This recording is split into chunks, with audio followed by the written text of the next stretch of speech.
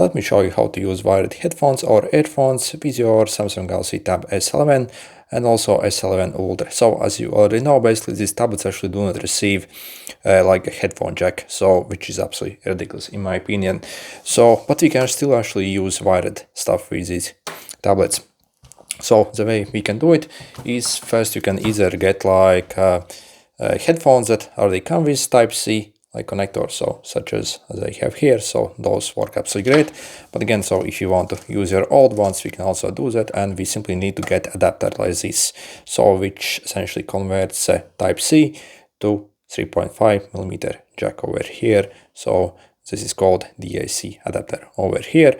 So these like a decent quality cost maybe like $3. So there are also like complete white ones. I do not suggest those. Those maybe cost like $1, and those are absolutely terrible. So again, look for something like this.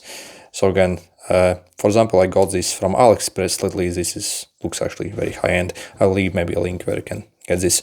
So you see, then if I connect, and yeah, I can basically plug it inside, and I'll be actually able to use my wired earphones or headphones with these tablets. Yeah, good luck.